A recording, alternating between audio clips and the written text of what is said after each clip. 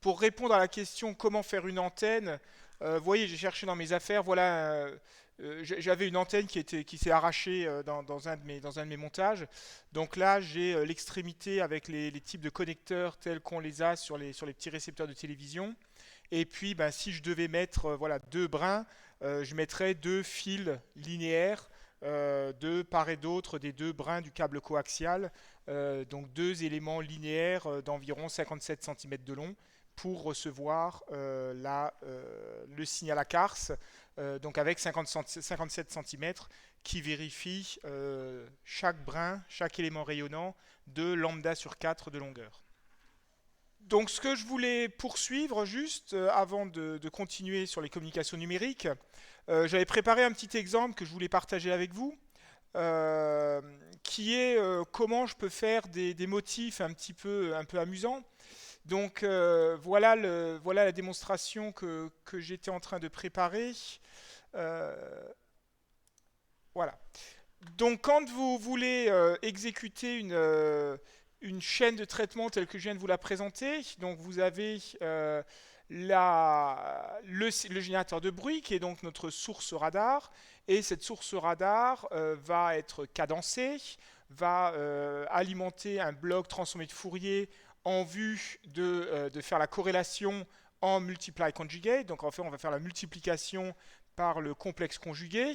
Et une fois qu'on a fait la multiplication par le complexe conjugué, on va prendre la transformée de Fourier inverse pour récupérer la corrélation et le signal dans le domaine temporel. Et donc, ce que je voulais montrer, c'était qu'on est capable de générer des signaux avec des formes un peu amusantes. Et donc, dans cet exemple, j'ai fait un signal triangulaire, carré et euh, sinusoïdal. Mais ce signal, vous ne pouvez pas l'envoyer directement dans les blocs delay parce que les blocs delay n'acceptent pas qu'on leur donne en entrée un signal issu de ces blocs de traitement. Et donc l'astuce que j'utilise, c'est que vous avez un bloc qui s'appelle probe. Vous avez le droit de créer une variable et cette variable, vous la créez à partir d'un signal source. Et quand vous fabriquez ce signal probe, eh bien, vous pouvez générer cette variable, telle que vous le voyez ici, function probe. Et donc, je fais le lien entre une sonde d'un signal qui a été généré depuis un générateur de fonctions et une variable identifiant qui va me permettre d'alimenter les retards tels que vous le voyez ici, le D qui est ici. Donc en fait, lorsque vous avez envie de générer des signaux de façon un peu systématique, vous pouvez générer des signaux, les passer dans un probe et le probe devient une variable et donc ça vous permet de démontrer la somme des différentes cibles. Donc ici j'ai une cible qui bouge de façon carrée, une cible qui bouge de façon sinusoïdale et une cible qui bouge de façon triangulaire. Voilà. Donc cela conclut ma démonstration de comment faire la corrélation en passant dans le domaine spectral, en passant par la FFT. Alors, maintenant, je voudrais qu'on illustre l'utilisation de la corrélation dans le cadre des communications numériques et en particulier des synchronisations de séquences de communication numérique quand on va envoyer des bits en continu et qu'il n'y a pas facilement de début de trame qui permettent d'identifier le début du message. Donc, pour ce faire, eh bien, le problème qui va se poser, c'est qu'on va corréler un motif supposé connu dans la transmission numérique, mais vous savez que quand on reçoit un signal, on essaye de le transposer en bande de base et il va falloir qu'on élimine la porteuse pour pouvoir démoduler le signal. Et en fait, là, la difficulté, c'est qu'on a une double démodulation. Il faut qu'on soit capable de compenser l'écart de fréquence entre l'oscillateur local de l'émetteur et l'oscillateur local du récepteur pour corréler, mais il faut qu'on corrèle pour être capable de connaître où est le début du message. Et donc on va avoir un problème qui se mord la queue. En effet, lorsque vous faites la corrélation, eh bien, la corrélation intégrale du signal reçu multiplié par le motif décalé dans le temps t plus tau, s'il me reste un écart de fréquence exponentielle de j de pi ft, Le problème, c'est que la valeur moyenne de exponentielle de j de pi ft va être égale à 0 si f est plus grand que la durée du code qui permet la synchronisation. Et donc, il faut absolument que l'oscillateur local soit asservi de très bonne façon pour que la corrélation se fasse. Sinon, vous voyez dans cette illustration numérique, j'ai fabriqué un signal dans lequel j'ai placé le motif qui permet la synchronisation. Et lorsque je fais la corrélation du signal avec lui-même, j'ai bien un pic de corrélation qui apparaît. Vu que c'est du bruit, le bruit ne se corrèle qu'avec lui-même. C'est le seul moment où les parties négatives multipliées par des parties négatives deviennent positives et le produit de deux parties positives deviennent positives. Donc vous voyez le pic de corrélation. Si je fais la corrélation d'un bruit avec un autre bruit, la corrélation est nulle, c'est le bleu. Corrélation de x1 et x2, c'est nul parce qu'un bruit ne se corrèle pas avec lui-même. Mais le problème, c'est que si je corrèle le signal avec lui-même décalé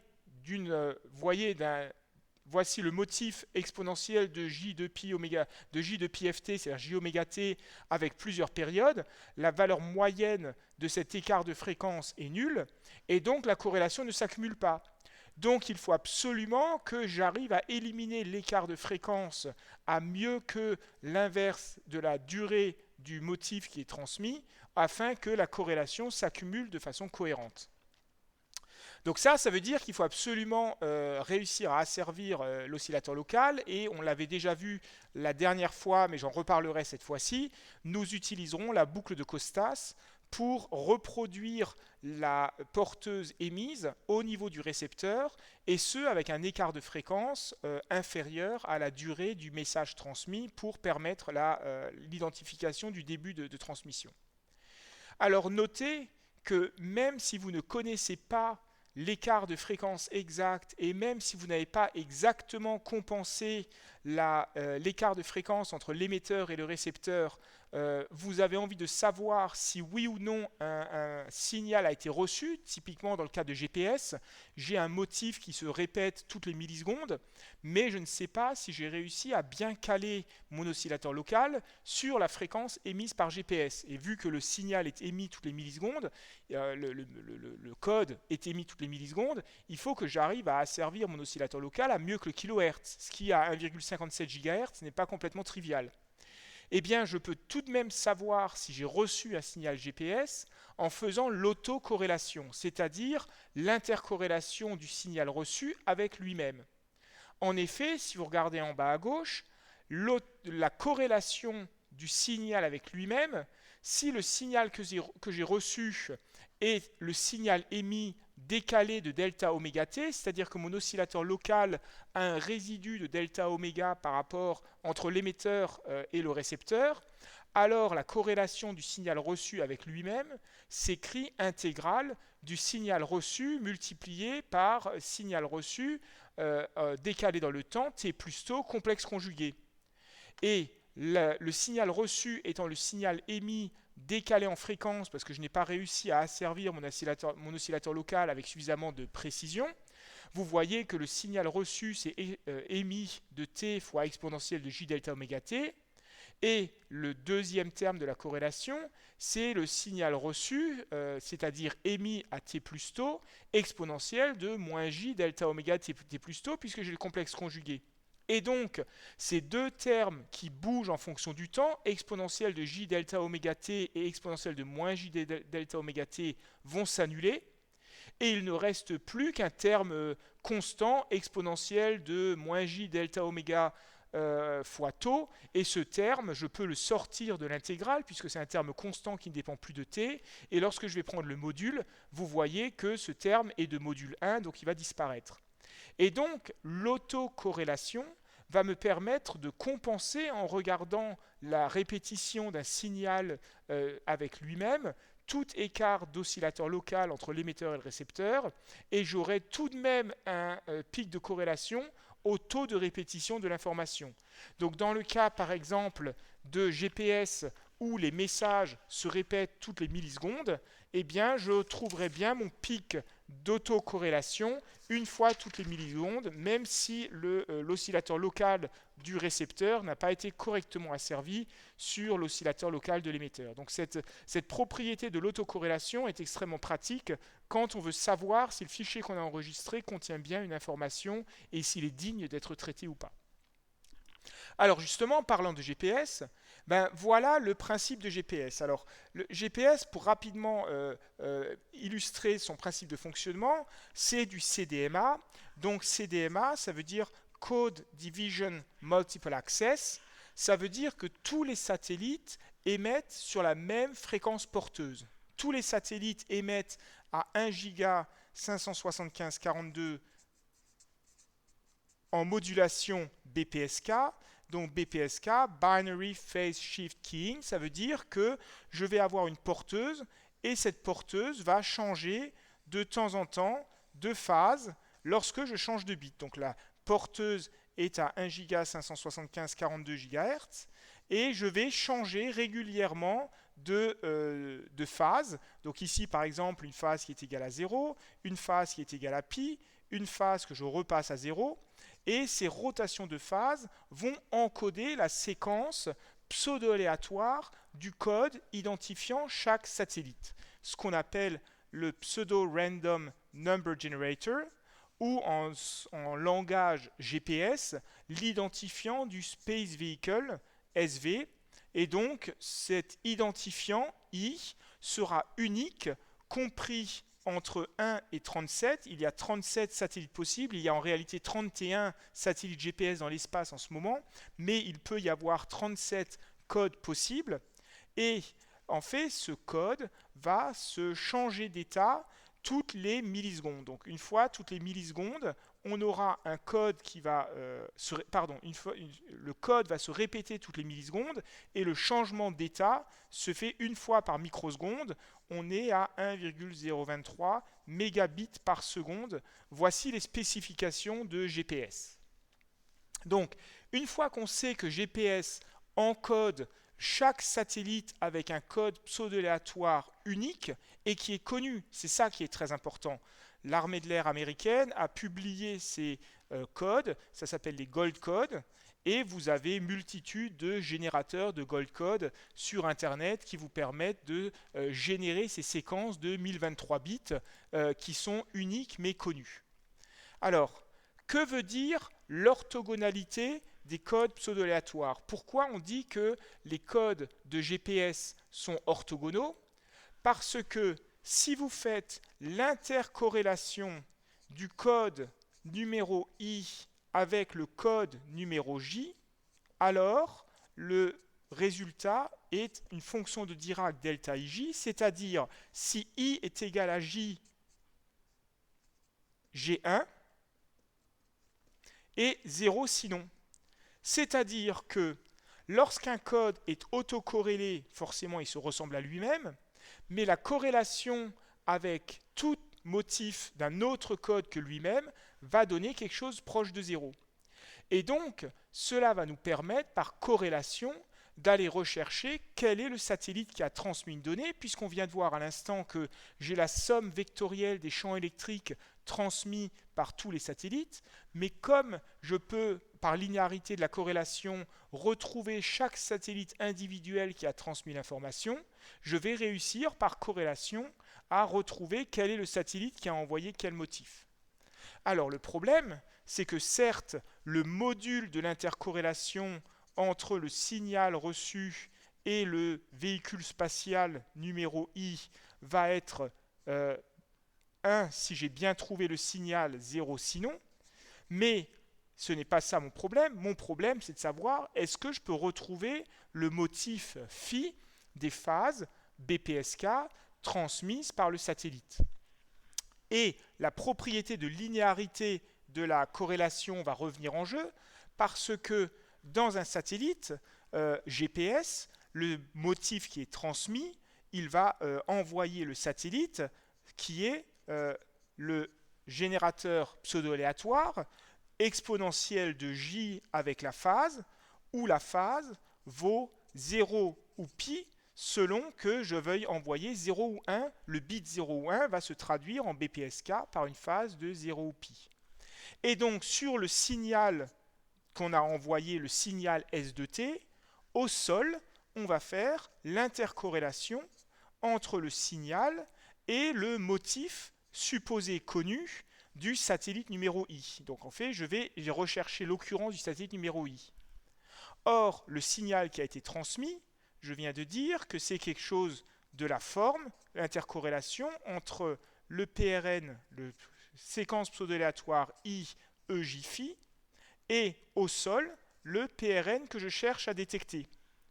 Donc si j'écris ça sous forme d'intégrale, vous voyez que ça fait l'intégrale du PRN numéro I que je cherche à détecter, multiplié par le PRN à un instant t plus tôt, exponentielle de j phi. Mais ce terme exponentiel de j phi ne dépend pas du temps. S'il ne dépend pas du temps, ça veut dire que je peux le sortir de l'intégrale. Donc ça veut dire que j'ai quelque chose de la forme exponentielle de j phi, intégrale de PRN I de t fois PRN, le séquence pseudo-aléatoire I de t plus taux dt. Et ça, c'est l'autocorrélation, c'est-à-dire la corrélation du PRN numéro I avec lui-même. Et ça, je sais que ça fait 1. Donc, ce que vous constatez, c'est que l'intercorrélation du signal reçu avec le motif PRN que je cherche à détecter, c'est en fait exponentielle de j phi la corrélation. Ça veut dire que la phase qui a été imprimée par l'émission GPS depuis l'espace, je la retrouve dans la corrélation.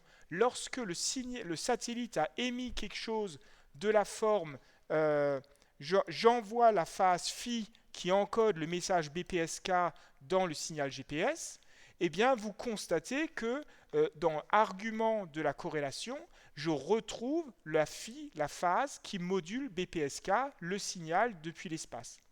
Et donc le fait que la corrélation me permette de retrouver la phase signifie que je vais retrouver les signaux 0 ou pi encodant le 0 ou le 1 qui a été transmis.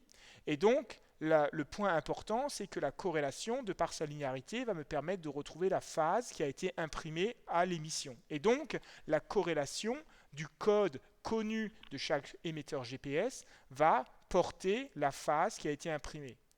Avec la difficulté que je viens de mentionner, qui est que la corrélation entre le signal reçu et le motif au sol n'accumule de l'énergie que si l'écart entre l'oscillateur local et l'oscillateur distant ont été compensés. Le problème avec GPS, c'est que ce sont des satellites à 20 000 km et vous pouvez démontrer qu'un satellite qui se trouve à 20 000 km d'altitude présente un décalage Doppler à 1 giga 57 qui est plus ou moins 5 kHz. Donc, l'inverse de 5 kHz, c'est 200 microsecondes, beaucoup plus court que le taux de répétition des codes de GPS qui est 1 milliseconde. Donc il va falloir qu'on arrive très finement à compenser le décalage Doppler entre l'émetteur et le récepteur pour annuler ce delta oméga, le terme introduit par le mouvement du satellite, le décalage Doppler. Et une fois qu'on aura annulé le décalage Doppler, on va pouvoir faire la corrélation pour savoir quel est le satellite qui nous a transmis quel message. Alors, pour retirer le décalage Doppler, on a plusieurs astuces. Une des astuces qu'on peut mettre en œuvre, c'est de mettre le signal au carré. Pourquoi le fait de mettre un signal GPS au carré va nous permettre de retrouver le décalage Doppler? Eh bien, cela vient de la propriété de la modulation BPSK. La modulation BPSK dit que la phase, donc le signal de t, s'écrit de la forme, j'ai un signal signal de t qui est de la forme, une amplitude, on va la négliger parce qu'elle est constante, exponentielle de j2pi, il me reste un résidu delta f entre l'oscillateur émetteur et l'oscillateur récepteur, plus j phi, le message qui a été transmis par GPS, et comme c'est du BPSK, Binary Phase Shift, eh bien en BPSK, cette phase vaut deux valeurs discrètes, 0 ou pi. Et donc, l'astuce qui est utilisée, c'est que si vous calculez le carré du signal, S carré de t, eh bien ça vaut exponentielle de J2pi delta F fois T plus J phi au carré. Et si j'ai le carré d'un exponentiel, je peux rentrer le carré comme argument de l'exponentielle. Donc ça fait exponentielle de J 2 fois 2pi delta F fois T plus J 2 fois phi. Mais vous constatez que 2 fois phi, ça vaut 0 ou pi. Donc 2 fois phi ne peut valoir que 0 modulo 2pi, puisque 0, 2pi c'est 0 modulo 2pi. Ça veut dire qu'en mettant le signal au carré, j'ai annulé l'étalement spectral introduit par la modulation BPSK et il ne me reste plus que exponentielle de J de 2 fois 2pi delta ft et vous voyez que j'ai une estimation fine de l'écart de fréquence delta f en mettant le signal au carré. C'est ce que vous voyez ici en bas à droite, et ça, ce sont des signaux qui ont été acquis avec les petits récepteurs de télévision numérique terrestre. Imaginez, vous avez un récepteur qui a coûté une dizaine de dollars pour recevoir la télévision à une quinzaine de kilomètres de son poste de télévision, et grâce à la puissance du traitement du signal, on arrive à faire sortir le signal reçu d'un satellite à 20 000 kilomètres qui émet à 1 giga 57. Et voilà des signaux qui ont été générés depuis GPS, qui ont été acquis par un petit récepteur de télévision numérique terrestre. Et quand on met au carré les signaux et qu'on moyenne un petit peu la FFT, on voit apparaître des pics, et chacun de ces pics, c'est le décalage Doppler introduit par un satellite. Et vous avez donc le double du décalage de fréquence, puisque j'ai fait GPS au carré, et GPS au carré fait intervenir 2 fois delta F. Mais si je connais 2 fois delta F, évidemment, je connais delta F, et donc je peux compenser l'écart de fréquence observé sans avoir identifié le code. Donc vous voyez que ici, j'ai du codage en CDMA, c'est-à-dire que les bits sont portés par des codes orthogonaux, orthogonaux au sens où la corrélation d'un code I avec un code J me donne delta IJ, c'est-à-dire 1 si I est égal à J et 0 sinon. Et je dois compenser l'écart de fréquence entre l'émetteur et le récepteur. Et ça, je peux le faire en exploitant la propriété du BPSK, qui est que si je mets le signal au carré, j'élimine l'étalement spectral par la modulation en phase, et je retrouve les écarts de fréquence. Donc voilà un exemple dans lequel la corrélation va vous permettre d'identifier quel satellite est en train d'émettre et de, par conséquent, retrouver les messages qui ont été transmis. Alors, avec GPS, le travail est un petit peu moins simple parce que soit tout marche, soit c'est difficile de débugger parce que GPS, la puissance se trouve en dessous du bruit thermique et donc quand on n'a pas réussi à tout bien faire marcher, le traitement est un petit peu compliqué. Alors, au lieu de traiter des données GPS, je vous propose qu'on travaille sur des données un petit peu plus faciles que GPS. Et je voudrais illustrer deux cas dans lesquels les signaux qu'on reçoit sont des flux continus de données sur lesquels il faut identifier un début de trame. Les deux cas, c'est RDS, le Radio Data System, donc les trames numériques qui sont transmises dans la bande FM, notamment en Europe, et puis les communications spatiales telles qu'elles sont définies par le CCSDS, donc le Consultative Committee for Space Data System, donc les liaisons radiofréquences entre satellites et le sol.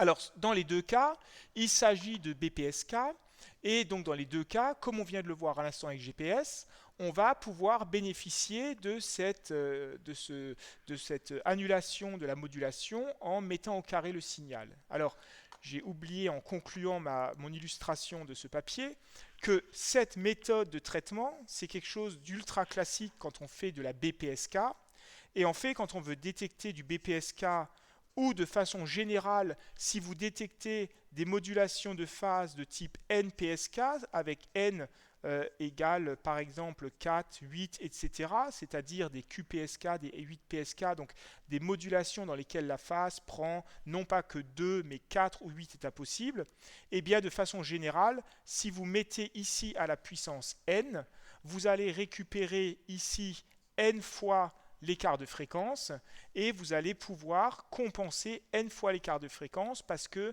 n fois phi, ici je mets n fois phi va toujours être égal à 0. Donc si vous êtes en NPSK, par exemple dans le cas n égale 4, la phase peut valoir 0, 90, 180 ou 370 ou 270 degrés. Mais si vous faites 4 fois la phase fois 4 vaut toujours 0 modulo 2pi. Et donc vous avez de nouveau annulé la modulation de phase. Et bien ce traitement de mettre le signal à la puissance n et de retrouver n fois l'écart en fréquence afin de le compenser, c'est la méthode qui est mise en œuvre dans la boucle de Costas, dont on va se servir dans quelques minutes pour compenser l'écart. Donc en fait, la Costas Loop, on peut l'imaginer un petit peu comme une boucle à verrouillage de phase, mais dont l'objectif est d'annuler la modulation qui a été imprimée sur la phase, qu'en soit en BPSK, QPSK, 8PSK, et on peut continuer comme ça pour NPSK en se mettant à la puissance n. Alors, pour faire cette démonstration, je vous propose de faire une démodulation. On va commencer par RDS pour faire une illustration expérimentale, puisque l'objet de ces présentations, c'est de vous introduire à GNU Radio. Et puis, une fois qu'on aura fait la démonstration expérimentale avec GNU Radio, je vous propose d'exposer ce qui se passe dans le cas de CCSDS et puis de différents autres modes de modulation. Donc, je vous avais mis en tête, et puis pendant la pause, le nom d'un fichier à récupérer. Donc, en fait, le fichier que j'avais mis à votre disposition, c'est un extrait que m'a fourni mon collègue Thomas Lavarenne, qui est un extrait de France Musique. Donc France Musique, sur lequel il y a l'information de RDS qui va me permettre de savoir où se trouve le début de la trame. Alors voilà pour commencer par la fin, mais je vous annonce qu'est-ce qu'on va essayer de faire. On va essayer de prendre le flux de données, on va démoduler le signal FM, ça c'est ce qu'on a fait à la séance précédente, donc on va passer ça un peu rapidement. Et puis une fois qu'on a démodulé le signal FM, on va venir chercher la sous-porteuse RDS qui se trouve à 57 kHz une fois le signal démodulé. Et on va annuler l'écart de fréquence parce que l'horloge de mon récepteur n'a aucune raison d'être exactement ajustée à la même fréquence que l'émetteur de France Musique. Donc je vais utiliser la boucle de Costas pour annuler cet écart de fréquence. Et puis, une fois qu'on aura réussi à décoder les messages, je vais vous montrer pourquoi il faut qu'on aille un peu au-delà de simplement la boucle de Costas, on va se retrouver avec ces phases. Alors, vous voyez très clairement la modulation BPSK. Ici, j'ai par exemple pi, ici, j'ai par exemple 0. Et donc, j'ai ces sauts de phase qui clairement me montrent les bits. Mais à quel moment est-ce qu'une phrase commence? À quel moment est-ce que je vais pouvoir réussir à trouver le début d'une phrase? Et à quel moment est-ce qu'une phrase est en train de finir? Vous voyez que j'ai des flux continus de bits et je ne vais pas réussir à savoir à quel moment la phrase commence. Donc je vous propose qu'on fasse ça ensemble. On va prendre une nouvelle chaîne de traitement. Donc on va prendre une feuille blanche. Et cette feuille blanche, on va étudier comment détecter le signal qui a le signal RDS qui a été imprimé par France Musique dans ce flux de données. Alors, on va commencer. On va prendre un signal issu d'un d'un file. C'est en anglais. Donc, je vais chercher dans un fichier. Je vais agrandir un petit peu mon menu ici. Donc, le file source. Ça me permet d'aller chercher les données enregistrées, le flux de données IQ que nous avions enregistré. Donc si je vais prendre le flux de données de France Musique, voilà le fichier binaire que je vous avais transmis qui contient la modulation RDS. En plus, voilà, c'est un petit extrait de radio qui a été enregistré à Paris. Alors ce que vous ne pouvez pas inventer, ça je suis obligé de vous le donner, c'est la fréquence à laquelle ce signal a été enregistré. Et ce signal a été enregistré, donc là je dois renseigner la fréquence à laquelle le signal a été mémorisé par le récepteur de télévision numérique terrestre, et c'est 2,168 méga échantillons par seconde, donc 2,1168 E6. Une fois que j'ai choisi la fréquence d'échantillonnage de ce signal, vous voyez ici 2,1168 mégaéchantillons par seconde, je vais m'agrandir un tout petit peu, eh bien on va refaire exactement la même séquence, on va la faire ensemble tranquillement, on va faire la même séquence de démodulation. Donc comme c'est une source virtuelle de données et qu'il n'y aura pas de cadencement physique, je vais éviter de saturer mon processeur, ce qui risquerait de faire couper la liaison zoom, donc on ne va pas essayer de faire ça en mettant un bloc throttle, donc un bloc accélérateur pour pouvoir cadencer le flux de traitement.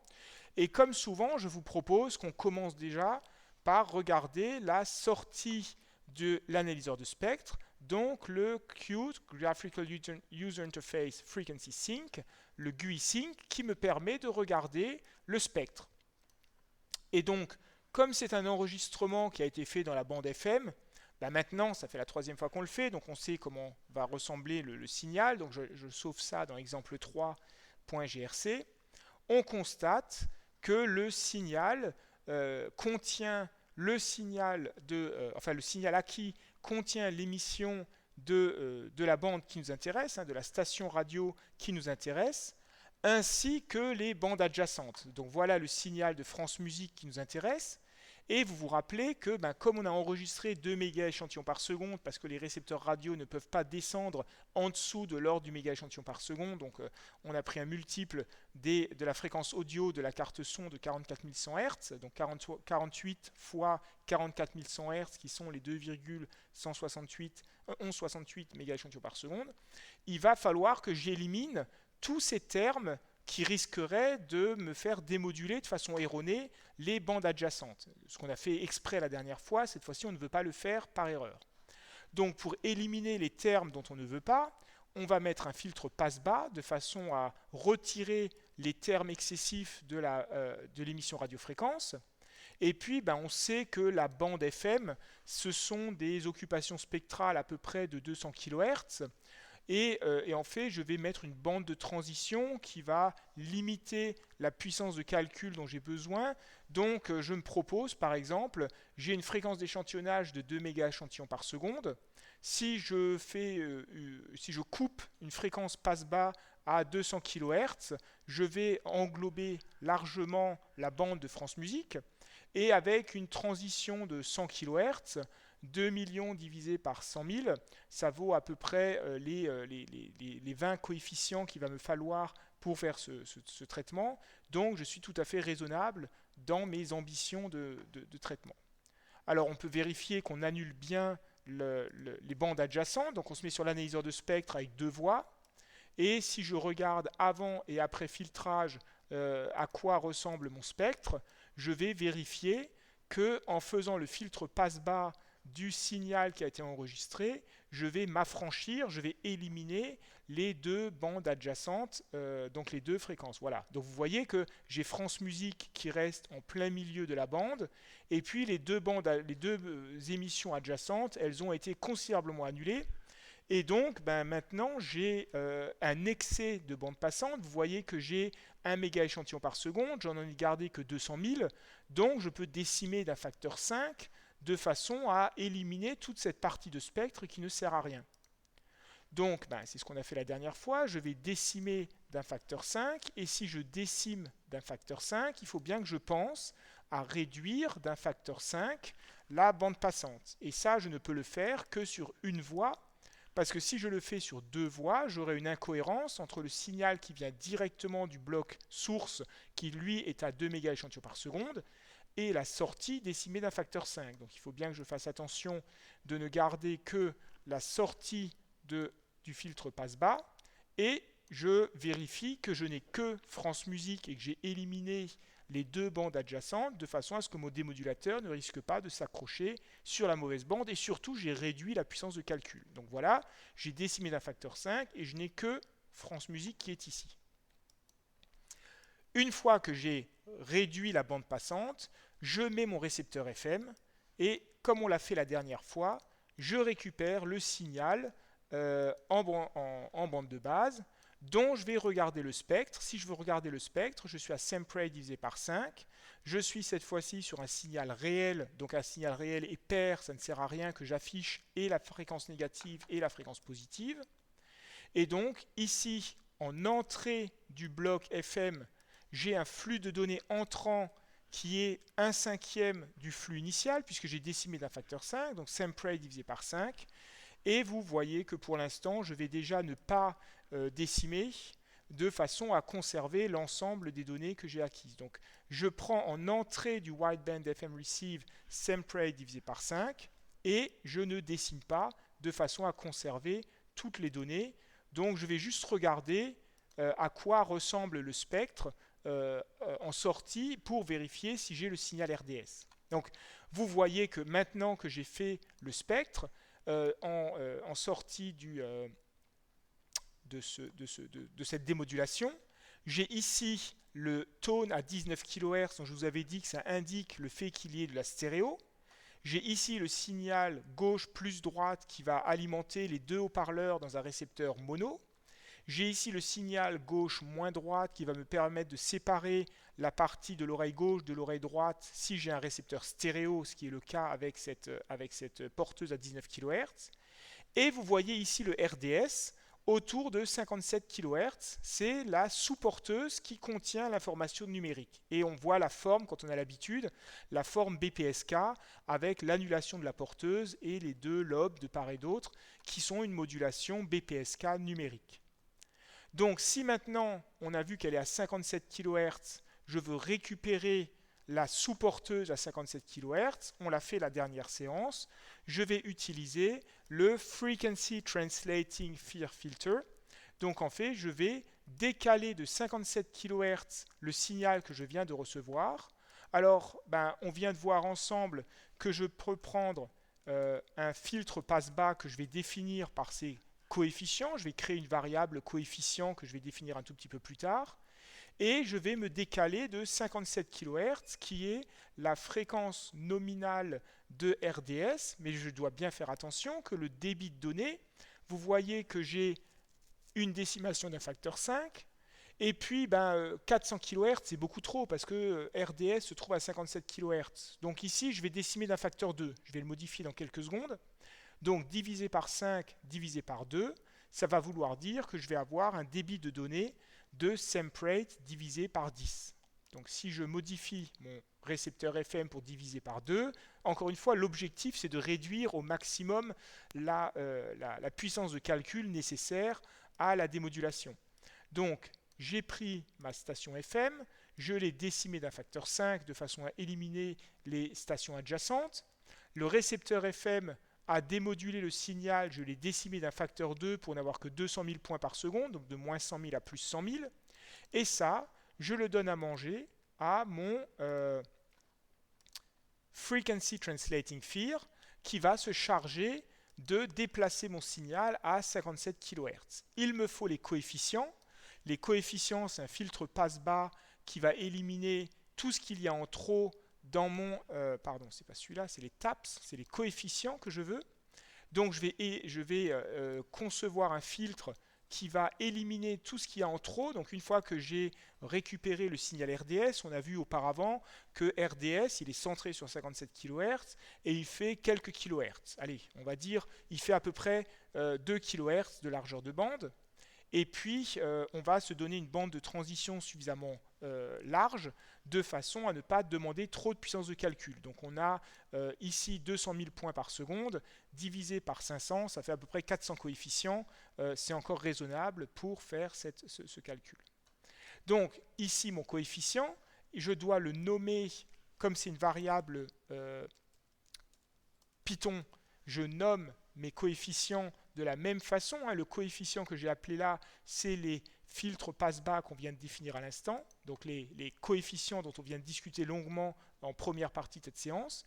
Donc low pass filter TAPS, et vous voyez que j'ai fait une faute ici, puisque les coefficients ne sont pas définis pour un taux d'échantillonnage de semprate, mais divisé par 5 divisé par 2, donc semprate divisé par 10 échantillons par seconde, sinon il me faudrait un nombre déraisonnable de coefficients pour réussir à faire ce calcul.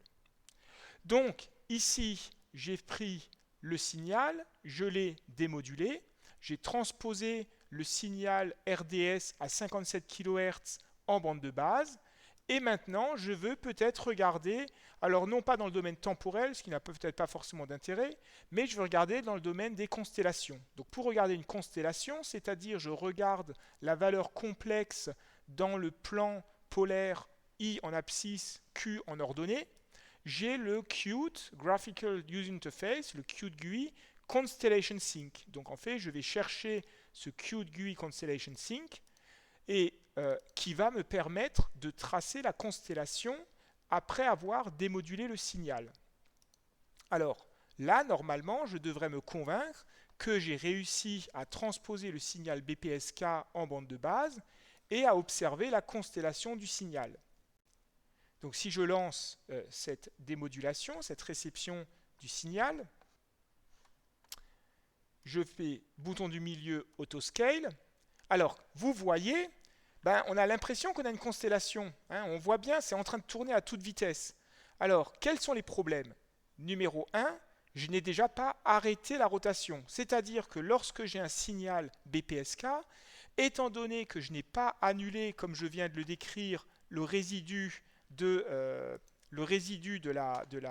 l'écart en fréquence, il me reste maintenant le terme exponentielle de phi. Le phi, c'est ce que vous voyez, c'est les phases, c'est l'angle par rapport à l'axe des abscisses, mais il me reste encore un delta f. Et le delta f qui reste, ça interdit de stabiliser la constellation, je tourne à toute vitesse.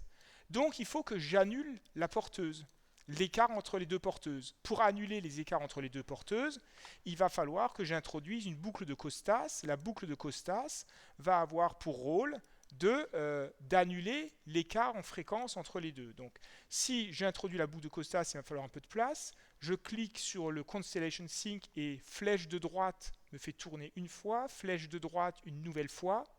Et maintenant, j'ai la place d'introduire la boucle de Costas entre la sortie, donc Costas Loop, je tape juste Costas et il me fait apparaître la boucle de Costas. De nouveau, je la fais tourner, donc une fois sur la flèche de gauche, deux fois sur la flèche de gauche, et j'introduis une boucle de Costas de façon à annuler tout écart de fréquence entre l'oscillateur émetteur et l'oscillateur récepteur, en sachant que la modulation qui a été introduite, c'est de la BPSK. Donc, ce qu'on a vu la dernière fois, Costas Loop me donne un ordre. Cet ordre, c'est le ordre de modulation. Donc, je peux être en BPSK, QPSK, 8PSK. Et on me dit que l'ordre de grandeur de la bande passante, ça doit être 2pi sur 100. Donc on va lui faire confiance. On va dire que c'est 2 fois pi sur 100 comme bande de boucle. Donc j'introduis une boucle de Costas et maintenant je regarde à quoi ressemble la constellation après boucle de Costas. Donc là, normalement, si je me débrouille bien, j'ai réussi à annuler l'écart de fréquence entre la porteuse de l'émetteur et la porteuse de la récepteur. Attention, après démodulation, c'est-à-dire c'est le signal qui a été transmis par France Musique avant la modulation que je suis en train de regarder. Et là, maintenant, vous voyez que j'ai encore du mal à annuler l'écart en fréquence. Il va falloir que je fasse un meilleur travail d'annulation de cet écart en fréquence entre l'émission. En fait, ce qui se passe, c'est que Costas a besoin d'un signal minimum pour réussir à travailler. Or, vous avez vu qu'à chaque fois, il a fallu que je fasse autoscale de façon à réussir à voir apparaître la constellation. Alors, s'il me faut un signal minimum, je peux mettre un contrôle de gain automatique. Un contrôle de gain automatique, c'est un bloc qui a pour vocation d'ajuster le gain de façon à alimenter Costas toujours avec un signal suffisamment puissant, un signal suffisamment important pour que la boucle de Costas arrive à faire son travail. Donc, ce que je vais faire, c'est que je vais amplifier le signal jusqu'à atteindre une valeur nominale. Et ce que je vais prendre comme valeur nominale, c'est typiquement une valeur de l'ordre de l'unité. Donc je vais introduire un contrôle de gain automatique et je vais lui donner un peu plus de dynamique parce que 10-4 c'est vraiment très lent en relatif de la fréquence d'échantillonnage. Donc je vais donner quelque chose qui peut avoir au maximum un gain de 65 000. Je commence au début avec un gain de 1 et je vais chercher à ajuster le gain du signal de façon à atteindre l'unité, la valeur de référence 1, pour alimenter la boucle de Costas avec un signal suffisamment puissant pour qu'elle arrive à faire son ajustement de détection du double de l'écart de fréquence et donc la correction. Et maintenant, ce que vous voyez, c'est que la boucle de Costas a bien fait son travail, la constellation ne tourne plus. Vous constatez que je n'ai plus que deux états de phase possibles, 0 ou pi. 0 si je suis sur l'axe des abscisses, pi si je suis à moins 1. Donc là, c'est dans le plan complexe, et vous voyez que j'ai arrêté de tourner. Mais quel est le problème? Le problème, si je regarde dans le domaine temporel, c'est-à-dire dans le time GUI sync qui est l'affichage de l'oscilloscope, donc je vais chercher un oscilloscope pour essayer de comprendre quel est le problème, pourquoi je n'arrive pas à mieux voir ma constellation que ça, eh bien je vais connecter ici mon signal de time sync, et si je regarde dans le domaine temporel, ce que vous constatez, c'est que certes, j'ai réussi à compenser l'écart de fréquence grâce à la boucle de Costas, mais le problème, c'est quand est-ce que je vais échantillonner? Je vous ai dit auparavant avec Akars. Avec Akars, le problème qui s'était posé, c'était que c'était bien gentil que j'arrive à voir les valeurs 1 et 0 de mes bits qui étaient à 1200 ou 2400 Hz, mais le problème, c'est que j'avais toutes les chances d'échantillonner au moment d'une transition. Et c'est exactement ce qui se passe ici. C'est que vous avez bien le premier état, le deuxième état de constellation, qui est ici et qui est ici.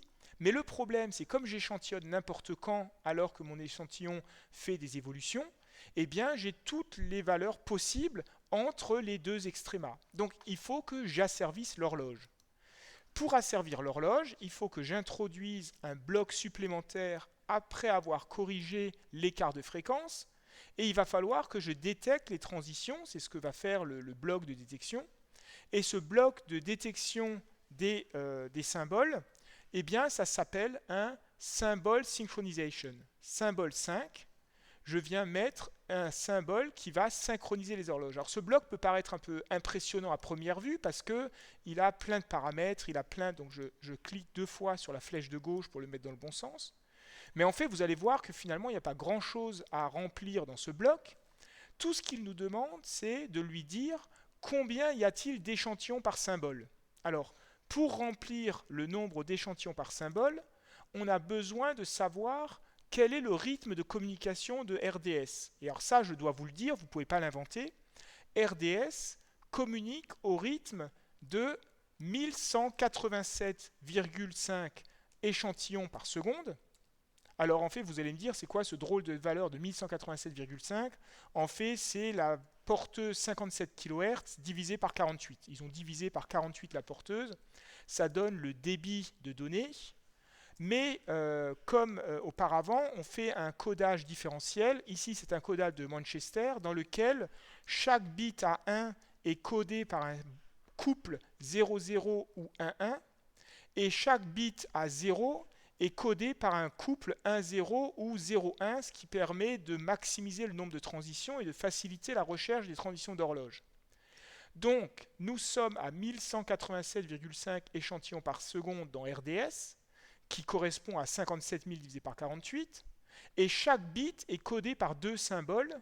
Donc, le sample per symbol, ça va être mon sample rate, le débit des échantillons qui arrivent à ce bloc, divisé par le débit de données qui est de 1187,5 bits par seconde multiplié par 2 pour le codage de Manchester. Nous allons utiliser un algorithme qui est, voilà les différents algorithmes qui sont utilisés dans le symbol synchronization, et Müller-Müller, c'est la détection des transitions. Donc en fait, on va détecter le passage d'un état à l'autre, donc les transitions rapides. Donc il nous faut des fronts bien nets, c'est pour ça qu'il fallait le contrôle de gain automatique pour détecter les transitions d'état. Et si maintenant que j'ai mis ce symbol synchronization avec environ 89 échantillons par seconde, eh bien ce qu'on va voir, c'est que le symbol synchronization va ajuster la fréquence d'horloge en vue de sortir exactement un échantillon par seconde. Au lieu d'avoir 89 échantillons par seconde échantillonnés n'importe quand, le symbol synchronization se charge de générer exactement un point par bit, et vous voyez que maintenant, le symbol synchronization a fait son travail. J'ai bien une constellation avec les deux états possibles, pi et pardon, 0 et pi, donc en fait, je vois bien mes états de bits qui sont parfaitement déterminés. Et si je regarde en termes de phase, voilà les états de bits. Vous voyez que la phase peut aller entre moins 1 et 1, c'est-à-dire cosinus de 0 ou cosinus de pi avec la partie imaginaire qui vaut 0. Sinus de 0 égale sinus de pi égale 0. L'asservissement se comporte bien. Donc, vous voyez que pour détecter un signal, j'ai été obligé de faire un asservissement en fréquence, d'abord avec la boucle de Costas, et ensuite un asservissement d'horloge, comme on vient de le démontrer avec Akars. Et grâce à ces deux asservissements, j'ai maintenant ma constellation avec ces deux lieux, avec les deux valeurs possibles, 0 et pi. Mais ça ne répond pas à la question, quand est-ce que les trames commencent? Je ne peux pas savoir ici à quel moment les trames commencent et à quel moment j'ai un message qui commence. Alors, comment je vais faire pour trouver le début des trames qui sont transmises par RDS?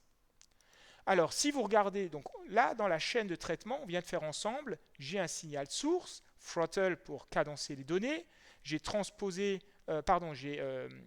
fait un filtre passe-bas pour ne conserver que France Musique, j'ai fait la transposition de fréquence à 57 kHz pour garder RDS, j'ai compensé la boucle de Costas et j'ai retrouvé l'horloge. Alors, le Clock Recovery Müller-Müller, c'est ce que vous aurez jusqu'à GNU Radio 3.8. Et depuis GNU Radio 3.9, Müller & Müller est devenu un bloc considéré comme obsolète. Si vous cherchez dans GNU Radio 3.9 et que vous cherchez Müller & Müller, vous voyez que c'est un bloc qui va bientôt disparaître. C'est pour ça que je vous propose le Symbol Synchronization, qui est le bloc plus riche, qui va remplacer Müller & Müller, puisque ici on a plein d'algorithmes de détection de transition d'état. Alors, ce qui nous reste à faire maintenant, c'est trouver le début des trames. On a ces trames continues, ces états de bits en sortie de notre décodeur. Il faut qu'on trouve le début. Alors, si vous regardez la documentation technique de RDS, on vous explique comment synchroniser les blocs de données. Évidemment, c'est un problème qui se sont posés depuis le début. Et on vous dit, au sein des données qui sont transmises, on va vous expliquer en appendice C comment faire la synchronisation. Et dans l'appendice C, on vous explique que régulièrement, dans la séquence RDS, il y a des mots de checksum, il y a des mots qui disent est-ce que j'ai bien décodé les messages, et donc des codes de redondance cyclique, des CRC, qui permettent de savoir si on a bien identifié les messages. Et ce que propose de faire RDS, c'est de dire je prends tous les bits les uns après les autres, je calcule le CRC, et lorsque le CRC est correctement décodé, alors j'ai réussi à trouver les séquences de bits. Donc ça, c'est ce que vous propose le décodage RDS pour réussir à se synchroniser. Ils vous disent, vous faites sans arrêt des calculs de code redondance cyclique, et lorsque le code de redondance cyclique apparaît, ça veut dire que vous êtes bien synchronisé sur votre message. Moi, je vous propose une solution alternative qui a été proposée par mon collègue Thomas Lavarenne, qui est de dire, dans chaque message RDS, il y a ce code d'accès, PI. Ce PI code, c'est un code unique à chaque station radio qui vous permet de savoir qui est la station qui émet. Et donc, ce qu'on va essayer de faire, c'est on va essayer de trouver si on arrive à voir ce PI code. Et si on trouve ce PI code, alors on va savoir qu'on est au début de la phrase, puisqu'on voit qu'au début de chaque phrase, il y a ce code d'accès. Alors, la question, c'est comment je sais ce code d'accès? Ce code d'accès, pour les radios en France, est documenté. Alors, le Conseil supérieur de l'audiovisuel, qui est l'agence qui régule les émissions radiofréquences en France, nous donne accès à cette information. Si je regarde France Musique, on nous explique sur le site web du CSA, donc le Conseil supérieur de l'audiovisuel, on nous explique que France Musique présente un code d'accès qui est F203.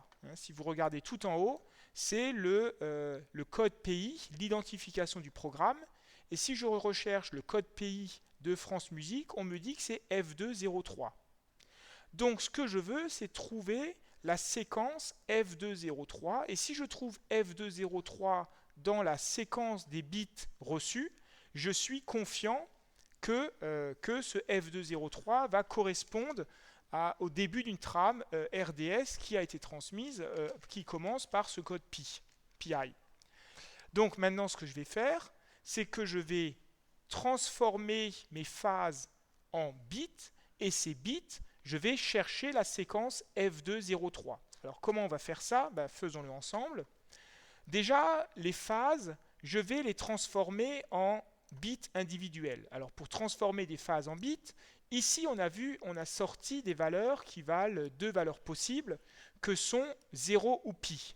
Alors 0 ou pi, l'inconvénient si vous faites un arc tangente, c'est que vous ne savez jamais si pi ça vaut plus pi ou moins pi, parce que modulo 2 pi ça vaut la même chose. Alors au lieu de travailler en phase, on va travailler en partie réelle, parce que cosinus de 0 ça vaut 1, cosinus de pi ça vaut moins 1. Donc si je mets un complex to real, eh bien complex to real, si je mets cette fois-ci, alors j'élimine la constellation, elle je laisse mon bloc de constellation pour observer qu'elle s'est bien arrêtée, la constellation. Mais si cette fois-ci, je passe sur la partie réelle du signal et que je mets ça dans l'oscilloscope, eh bien, ce que vous allez voir, c'est qu'au niveau de l'oscilloscope, après être passé de complexe à réel, j'ai deux états de bits possibles qui vont être cosinus de 0 égale plus 1, cosinus de pi égale moins 1. Donc, je m'attends à avoir des bits qui valent tantôt plus 1, tantôt moins 1. C'est ce que vous voyez là. Vous voyez que cette fois-ci, je vais pouvoir clairement détecter les états des bits, plus 1 ou moins 1, qui vont représenter les deux états possibles. Donc, une fois que j'ai trouvé mes deux états de bits possibles, je n'ai plus qu'à seuiller, c'est-à-dire passer des soft bits aux hard bits, c'est-à-dire, pour ce faire, je vais mettre un détecteur, et un détecteur en anglais, c'est un threshold, donc un détecteur de seuil. Ce détecteur de seuil, encore une fois, j'appuie deux fois sur la flèche de droite pour le tourner, et vous constatez que si je mets un détecteur dont la limite est à 0, c'est-à-dire la transition entre plus pi et entre plus 1 cosinus de 0 et moins 1, donc en fait 0 et 0.1 pour... c'est un détecteur à seuil, un détecteur à hystérésis. Donc je vais mettre deux détections entre plus ou moins 0,1. Et maintenant, j'aurai des états discrets, non plus des soft bits qui peuvent valoir quelque chose de continu entre moins 1 et 1. Mais maintenant, vous voyez que j'ai des hard bits, c'est-à-dire des valeurs qui valent soit 0, soit 1 après seuillage. Donc, maintenant que j'ai des hard bits, c'est-à-dire des valeurs qui valent soit 0, soit 1, eh bien ces valeurs soit 0, soit 1, je peux les transformer en valeurs numériques. Et pour passer en valeur numérique, il faut que je transforme le type float en un unsigned char. Donc je passe des floats, des valeurs continues qui valent maintenant 0 ou 1, en valeurs discrètes. Et ces valeurs discrètes, je vais les mettre ici entre 0 et 1. Et ça, pourquoi je passe en valeur entière? Parce que grâce à la valeur entière, je vais pouvoir faire appel à un bloc qui fait la corrélation. Au début, je vous ai dit, il n'y a pas de bloc de corrélation. En fait, ce n'est pas tout à fait vrai. Il y a un bloc de corrélation, mais un bloc de corrélation avec un code connu. Et ce code connu, c'est quelque chose qui s'appelle le Correlate Access Code. Donc en fait, vous allez pouvoir donner un code d'accès. Et ce code d'accès, c'est vous qui allez le donner pour dire, lorsque tu détectes une séquence prédéterminée, alors tu vas pouvoir générer un tag, c'est-à-dire tu vas générer le fait que ce code a été détecté. Alors, on vient de voir ensemble le code d'accès de France Musique. On nous a dit c'est F203.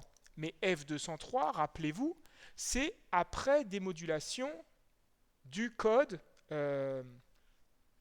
en Manchester. Donc il faut qu'on encode le signal F203 comme si c'était du Manchester. Et une fois qu'on aura encodé F203 en Manchester, on pourra faire la corrélation. Alors, allons-y, faisons-le ensemble. On va mettre donc F203. Si j'ai F203, donc là je me suis mis dans les commentaires pour pouvoir faire le calcul. F203 en binaire, ça s'écrit F 1, 2, 3, 4, 1, 2, 0, 0, 1, 0. 0, c'est que des 0, c'est facile. Et 3, 0, 0, 1, 1. Voilà la représentation binaire de F203 f qui vaut 15, donc que des 1, 2 qui vaut 0, 0, 1, 0, 0 qui ne vaut que des 0, et 3 qui vaut 0, 0, 1, 1. Et ça, je vais l'encoder en Manchester. Alors quand on encode en Manchester, on commence à 0. Donc je commence avec la valeur 0, et on voit qu'au début, j'ai un 1. Donc un 1, ça veut dire je ne change pas d'état. Donc 1, c'est codé comme étant deux fois la même valeur, 0, 0. Ensuite, j'ai de nouveau un 1. Ça veut dire qu'il faut que je remette deux fois la même valeur, mais pour maximiser le nombre de transitions d'horloge, je ne vais pas mettre 0, 0, mais je vais mettre 1, 1. Et puis, j'ai de nouveau un 1, donc deux fois la même valeur, 0, 0. Et puis de nouveau la même valeur, 1, 1. Donc vous voyez, ce 4 fois 1, ça s'écrit 0, 0, 1, 1, 0, 0, 1, 1. Vous voulez mettre deux fois le même symbole pour dire c'est un 1, et vous voulez faire alterner les 0 et les 1. Donc on va faire 0, 0 pour le premier 1, puis 1, 1 pour le deuxième 1, puis 0, 0 pour le troisième 1, puis 1, 1 pour le quatrième 1. Après, c'est un 0. Si on a un 0, il faut coder deux valeurs différentes. On veut être le plus différent possible du 1 qui finissait la phrase précédente, donc 0, 1. Et puis j'ai un autre 0, donc deux fois des valeurs différentes, 0, 1. Cette fois-ci, j'ai un 1, ça doit être deux fois la même chose en partant du 1, donc je vais mettre 0, 0. Et cette fois-ci, j'ai un 0 qui doit partir, donc deux valeurs différentes qui partent d'un 0, donc je vais mettre 1, 0. Donc vous voyez, 0 doit être codé par deux valeurs différentes du 1 qui suivait avant, donc je mets 0, 1. Un 0, donc deux valeurs différentes qui doivent différer du 1 qui finissait de nouveau 0, 1. Cette fois-ci, le 1, c'est deux symboles identiques qui diffèrent du 1 précédent, donc 0, 0. Et le 0 qui est ici doit être deux symboles différents qui diffèrent du 0 précédent, 1, 0. Et puis finalement, toute cette séquence de 0, je la code comme étant 1, 0, 1, 0, 1, 0, 1, 0, c'est-à-dire deux symboles différents pour coder le fait que c'est un 0. Et je commence à partir du 0, je veux que ça soit quelque chose de différent, donc je commence à 1. Les deux 0 qui sont là, 1, 0, 1, 0. Et finalement, j'ai deux valeurs identiques, 1, 1, donc il faut que ce soit pareil, 1, 1, 0, 0, pour différer du 0 qui suivait ici. Donc voilà mon access code encodé en Manchester. Donc je clique dessus, CTRL-C, Général, CTRL-V, l'access code, c'est ça, et j'enlève les espaces qui sont entre. Voilà, j'enlève les espaces. Le threshold, ici, c'est, on nous explique, le nombre de bits qui peuvent être faux. Donc, combien de bits nous autorisons-nous à être faux par rapport à cette séquence de code d'accès? Eh bien, essayons voir 0. On va dire, je veux exactement trouver le code d'accès. Je ne m'autorise pas une seule valeur erronée. Eh bien, voyons ce que cela donne. Donc voilà mon code d'accès. Je viens de faire la démonstration. Donc dans le commentaire, vous avez la démonstration F203 qui s'écrit comme ça en binaire, que j'encode en Manchester. Et ce que je vais dire, c'est que quand ce code de corrélation est trouvé, je veux générer un tag. Alors je me suis trompé de bloc.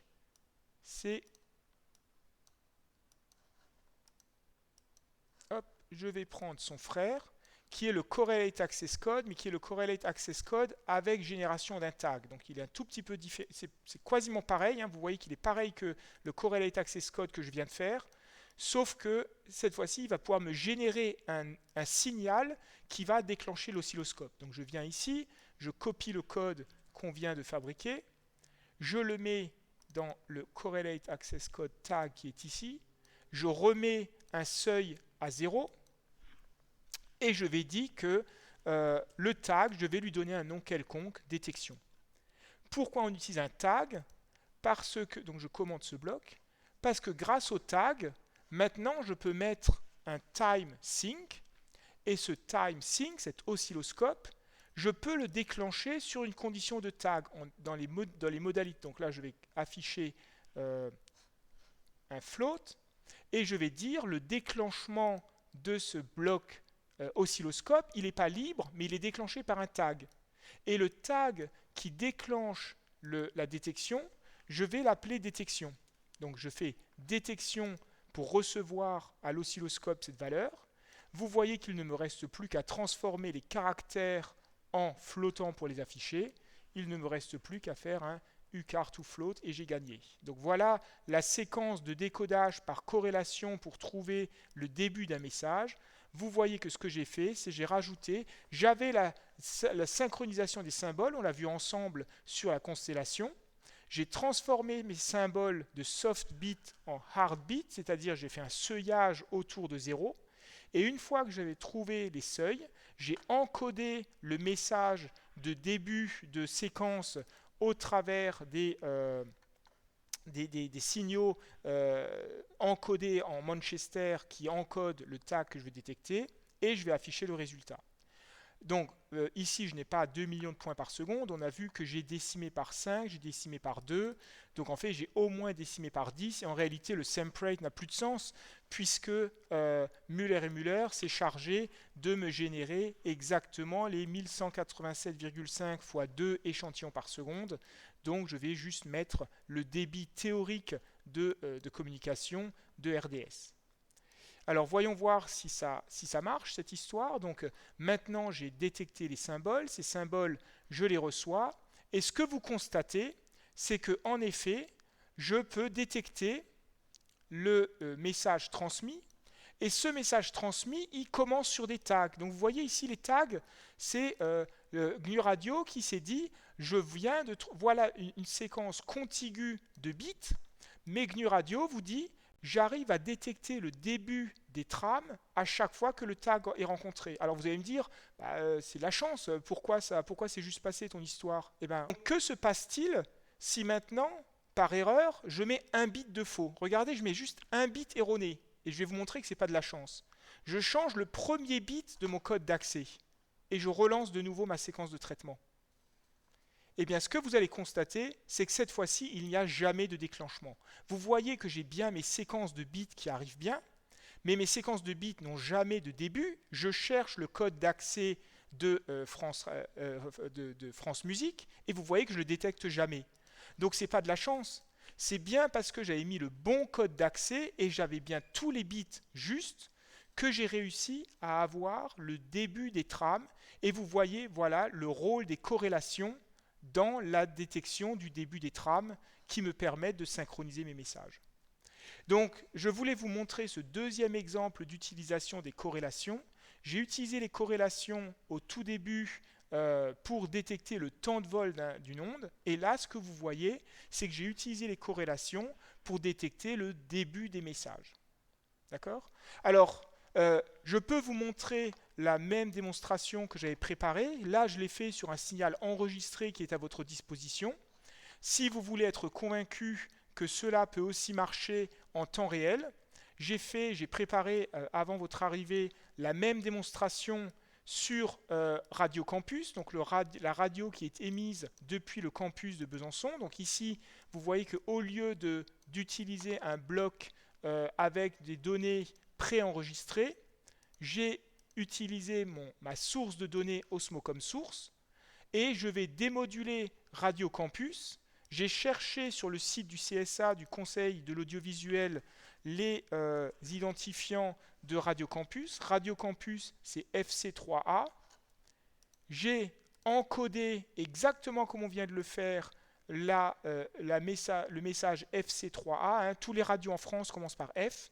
FC3A, voilà le code binaire correspond à FC3A. Je l'encode en Manchester. Et si tout se passe bien, j'arrive à vous démontrer qu'en temps réel, je peux recevoir Radio Campus et la radio qui est émise sur le campus de Besançon, je devrais être capable de détecter les messages, les tags de Radio Campus. Voilà. Et là, vous voyez qu'il a attrapé le tag. Voilà la démonstration que j'ai réussi à attraper un tag avec la bonne séquence. Alors évidemment, quand vous le faites en temps réel, le rapport signal à bruit est un peu moins bon, c'est un peu plus difficile de s'accrocher, mais voilà de temps en temps des tags qui me prouvent que j'ai bien détecté Radio Campus malgré le rapport signal à bruit beaucoup plus dégradé en recevant un signal en temps réel. Voilà. Je voulais vous introduire cette utilisation du corrélateur, la corrélation, dans le cas de détection de début de trame.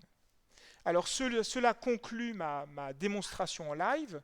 Et voilà, vous pouvez retrouver la démonstration que j'ai faite ici, hein. Vous pouvez refaire par vous-même avec le signal que j'ai enregistré. Donc, vous devez détecter le signal FM, compenser l'écart de fréquence par une boule de Costas qui élimine l'écart de fréquence. Puis, vous devez mettre un contrôle de gain automatique pour avoir assez de puissance pour détecter les transitions. Ici, c'est encore avec le clock recovery. Dans mon exemple, j'ai utilisé le clock 5. Donc, vous devez synchroniser les horloges de façon à bien avoir les deux états possibles. Puis, soft beat to hard beat, c'est-à-dire saturation des bits dans leurs deux états possibles, -1, +1. Et à partir de là, corréler le code d'accès que vous aurez pris soin d'encoder sous forme de code Manchester, c'est-à-dire en paires de bits qui correspondent aux symboles qui sont transmis. Alors, cette histoire, vous la retrouvez dans tous les protocoles de communication. Alors là, j'ai pris l'exemple de Sentinel-1, et Sentinel-1, c'est un radar spatial lancé par l'Agence spatiale européenne, et je voulais vous sensibiliser à Sentinel-1 parce qu'il y a un truc qui est absolument génial avec ce qu'a fait l'Agence spatiale européenne, c'est que l'Agence spatiale européenne vous donne accès librement et gratuitement aux données de Sentinel-1. Vous pouvez les télécharger, alors vous devez juste vous enregistrer auprès de l'agence spatiale, hein, c'est gratuit et c'est facile, ça se fait immédiatement, ils ne vérifient même pas votre adresse mail, vous pouvez donner n'importe quoi comme adresse mail. Et en fait, vous voyez que Sentinel, c'est un radar lancé par l'Agence spatiale européenne qui surveille l'ensemble de la planète, hein. C'est un satellite de suivi environnemental. Et si je regarde par exemple les survols au-dessus de la région qui nous intéresse aujourd'hui, eh bien vous voyez que je peux aller rechercher les différents signaux qui ont été acquis dans les 2 dernières semaines au-dessus de cette région. Voilà. Vous pouvez aller chercher les différentes zones qui sont couvertes par Sentinel-1 et vous pouvez télécharger les données brutes. Alors pourquoi je vous dis que c'est fascinant? Parce que si vous vous intéressez un petit peu à la gestion de l'environnement, si vous vous intéressez à la nappe phréatique, au déplacement des dunes, si vous vous intéressez à l'affaissement du sous-sol par l'exploitation excessive de l'eau souterraine, eh bien Sentinel vous permet d'analyser ces données radar et de traiter des choses du type déplacement des dunes ou déplacement de la nappe phréatique. Et vous qui êtes des ingénieurs radiofréquences, vous pouvez traiter efficacement les données IQ qui sont fournies par Sentinel. Alors, c'est la même histoire. Sentinel, vous avez plein de phrases et vous vous demandez à quel moment les phrases de Sentinel commencent. À quel moment commence le début du message de Sentinel?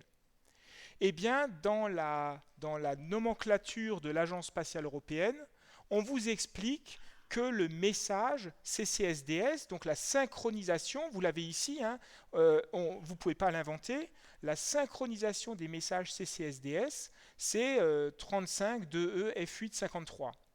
Et vous voyez que si vous téléchargez les données de l'Agence spatiale européenne, même si vous ne savez rien de la modulation des signaux, vous ne connaissez rien de l'encodage des signaux, eh bien vous voyez que rien qu'en regardant le contenu du fichier et en recherchant l'occurrence 352 EF853, je le trouve ici et je sais que j'ai compris comment marche ce fichier.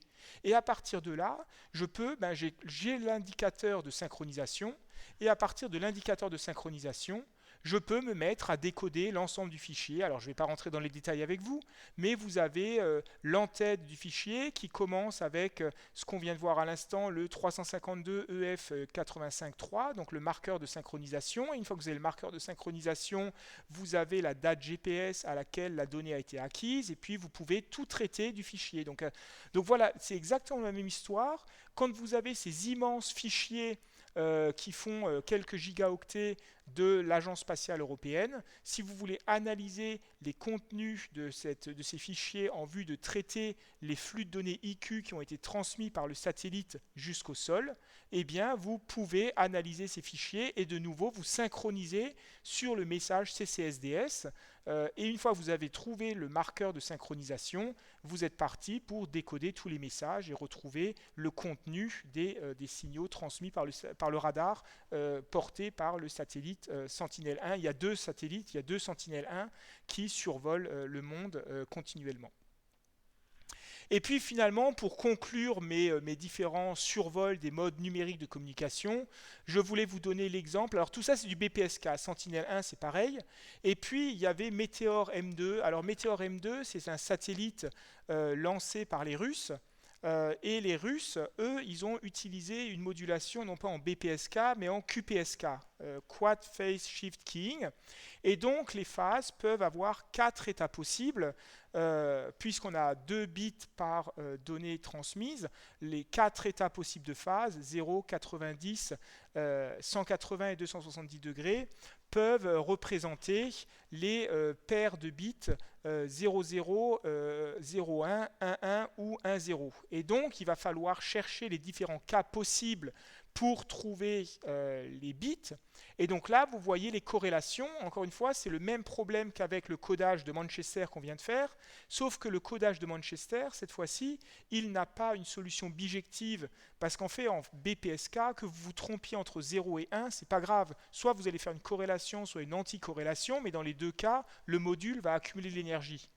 Alors qu'en QPSK, si vous vous trompez dans le codage 00, 01, 11 ou 10, vous n'allez pas accumuler l'énergie de façon cohérente. Et en fait, la seule façon que je connaisse de résoudre le problème, c'est de faire tous les cas possibles.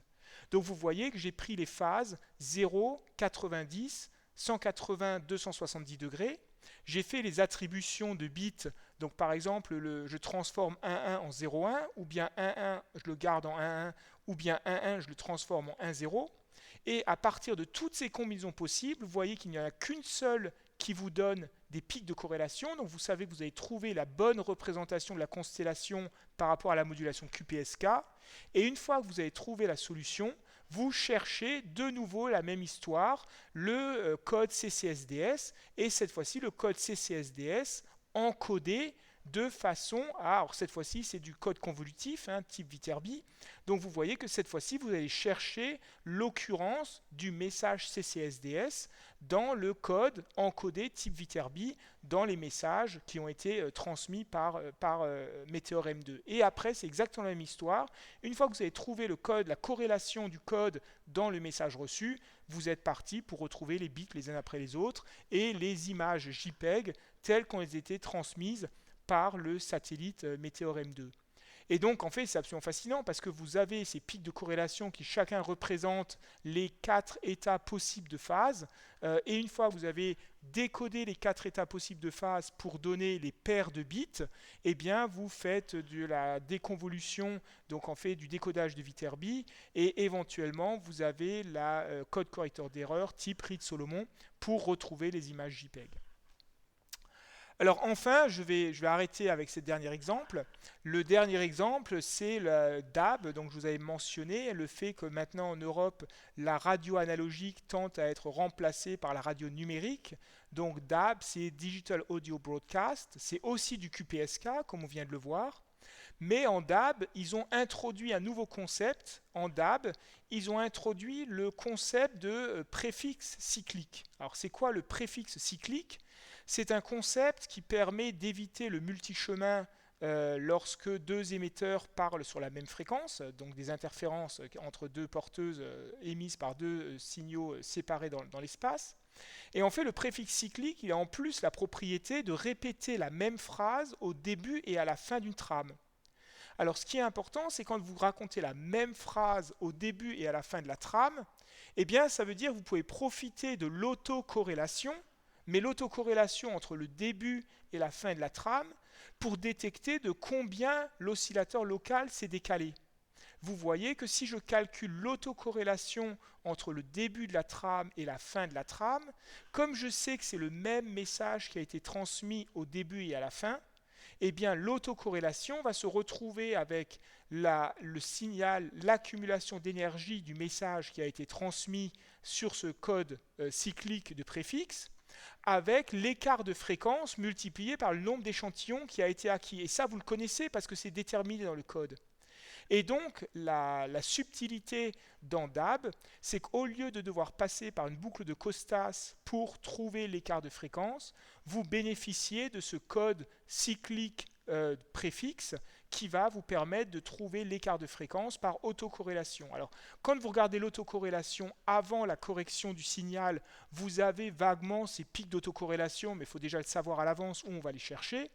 Par contre, quand vous avez trouvé l'écart de phase par autocorrélation et que vous compensez cet écart de phase, vous vous retrouvez avec des beaux pics de corrélation parce qu'on connaît ce préfixe cyclique, il est documenté dans la norme RDS, elle est documentée dans ces documents ici, c'est un rapport de master d'Afrique du Sud à Stellenbosch qui a présenté ce travail, et vous voyez en bleu les pics de corrélation avant correction de l'oscillateur local, et en jaune les pics de corrélation après correction de l'oscillateur local, et clairement vous voyez maintenant les débuts de trame qui ont été nettement mis en évidence par compensation de l'oscillateur local. Donc voilà divers exemples que je voulais présenter pour répondre à la question à quel moment la corrélation sert dans les communications numériques. Je vous ai donné l'exemple de GPS, je vous ai donné l'exemple de CCSDS dans Sentinel-1 en BPSK, je vous ai donné l'exemple de DAB en QPSK ainsi que de Météor M2. Et voilà, j'essaie de vous montrer un petit peu que la corrélation est au cœur de toutes les méthodes actuelles de communication numérique. Alors, finalement, pour conclure mon exposé, je voulais donner une grandeur quantitative. Ah, excusez-moi, j'ai cliqué sur la souris. Aïe, aïe, aïe. Reviens. Alors, je voulais conclure mon exposé par comment on choisit les propriétés de ces codes pseudo-aléatoires. Eh bien, ces codes pseudo-aléatoires répondent à deux exigences. Ils répondent à une exigence, d'une part, que le code doit être aussi long que possible, parce que plus le code est long, vous faites l'intégrale du signal bruité multiplié par le code que vous avez reçu. Et donc, plus la séquence est longue, c'est comme quand vous faites une moyenne. Vous faites la somme des 1 sur n fois des valeurs passées du signal. Donc, plus le code est long, meilleure est votre capacité de filtrage, meilleure est votre capacité à rejeter le bruit, parce que vous connaissez votre signal, plus du bruit.